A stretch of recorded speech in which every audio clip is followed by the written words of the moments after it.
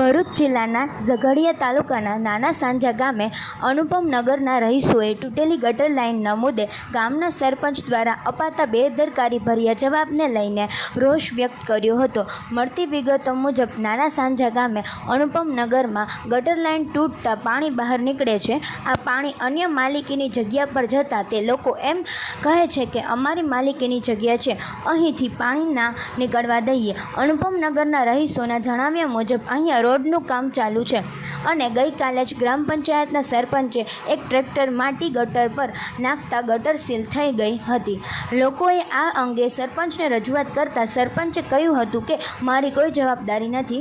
સ્થાનિકોએ સરપંચને કહ્યું હતું કે અમે તમને વોટ આપીને ચૂંટી લાવ્યા છીએ, ત્યારે સરપંચે જવાબ આપ્યો હતો કે તમારે વોટ આપવા હોય તો આપજો, તમારી રીતે આનું સોલ્યુશન લાવો, એવો બેદરકારી ભર્યો જવાબ આપ્યો હતો। ગ્રામજનોના જણાવ્યા મુજબ પહેલાં ગટરનું પાણી બહાર જતું હતું, પણ રોડનું કામ ચાલતા હાલ સમસ્યા થઈ છે। વધુમાં અનુપમ નગરના રહીશોના જણાવ્યા મુજબ 3.5 વર્ષથી સરપંચ આ બાજુ જોવા નથી આવ્યા। અનુપમ નગરના રહીશોએ ગટરનું પાણી બહાર નીકળતા રોગ ફેલાવાની દહેશત વ્યક્ત કરી હતી અને જો ગ્રામ પંચાયત દ્વારા આ સમસ્યાનો હલ લાવવા નહીં આવે આગળ રજૂઆત કરવામાં આવશે, એમ વધુમાં જણાવ્યું હતું। મારું નામ ઈશ્વરભાઈ મગનભાઈ, રહેવાસી નાના સાંજા, અનુપમ નગર, નાના સાંજા।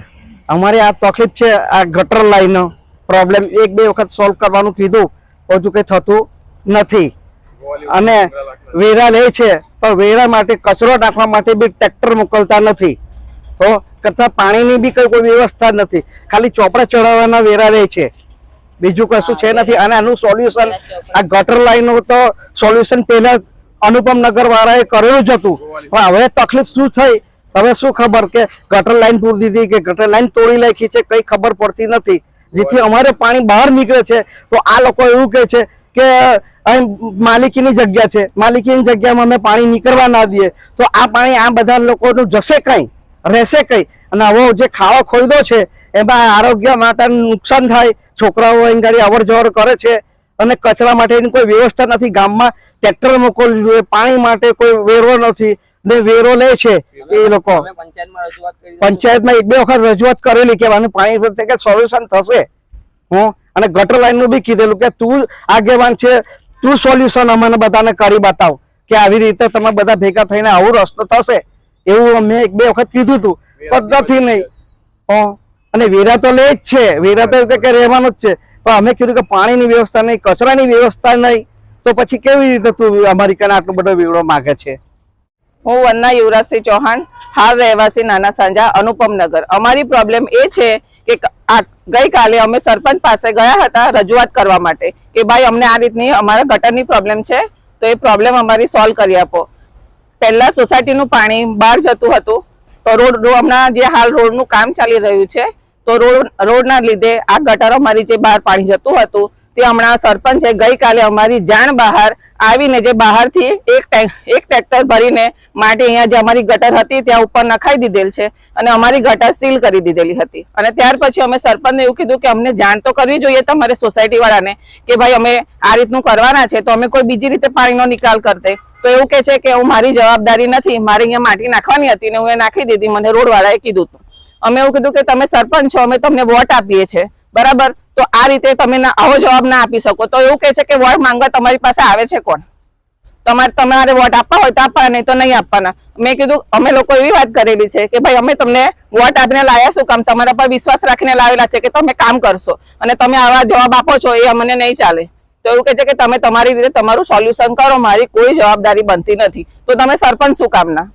અમે એમને કીધું કે તમે ગ્રાન્ટ લાવો, તો કે ગ્રાન્ટ પાસ કરાવવાની અમારી જવાબદારી નથી। 3.5 વર્ષથી સરપંચ સોસાયટીમાં જોવા પણ આવતા નથી, ના પાણીની સુવિધા છે, ના ગટરની સુવિધા છે, ના લાઇટની સુવિધા છે, બધું અમારી રીતે કરેલું છે। અમે સોસાયટીનું જો મેન્ટેનન્સ હું જાતે જ ઉઘરાવું છું અને હું જાતે જ આ બધું કરું છું, સરપંચ કોઈ જાતની જવાબદારી લેવા તૈયાર નથી। તો અમારી મીડિયા થ્રુ એટલું જ કહેવાનું છે કે જો અમારી આ ગટરની પ્રોબ્લેમ સરપંચ નહીં સોલ્વ કરી આપે તો અમે ઝઘડિયા ટીડીઓ પાસે જઈશું, નહીં બને તો ભરૂચ જઈશું, પણ અમે કોઈ બી રીતે આનું સોલ્યુશન લાવવું જ પડશે। અને આ સરપંચની જવાબદારી છે, પંચાયતની જવાબદારી છે, અને વેરો અમારી પાસે 3,000 4,000 બધાની પાસે અલગ અલગ વેરો લે છે।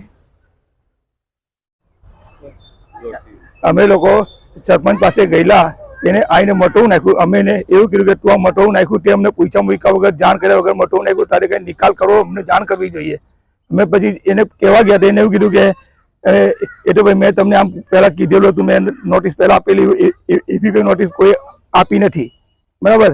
તેને મોટું નાખ્યું, તેને ભાઈ કહેવા ગયા એટલે પછી તે કેવો લાગ્યો આ તો મારું કામ હતું એટલે મેં કરી દીધું કે હવે તમે જાઓ તમારી ગટર લાઈન બીજે જવા દો, એમને એમ કઈ રીતે જવા દે. પછી અમે કહેવા ગયા ત્યારે અવળી વાત કરવા ભાઈ જો કે અહીંયા કે અમે દુકાન બનાવવાની છે, જગ્યા મેં લઈ લીધી છે, ખરીદી લીધી છે, એવું બોલવા લાગ્યો એ ખોટું. પછી એને કીધું કે તું સરપંચ છે તો અમે તને વોટ આપ્યો છે તારે અમને કઈ સલાહ આપી જોઈએ, કઈ નિવેદન આવું કે એટલે કઈ નહીં, હું બહારથી કાઢું મટવું ને બહારથી નાખી દો.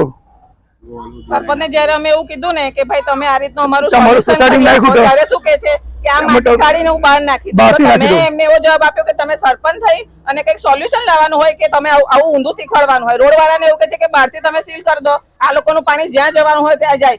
અત્યારે સંડાસ અને બાથરૂમ બંનેનું પાણી અહીંયા ભેગું થાય છે અને આ છોકરાઓ રમે છે, ગંદકી થાય છે, મચ્છર થાય છે, કોણ જવાબદાર? સરપંચ તરીકે કોઈક તો જવાબદારી હોય કે ના હોય એમની?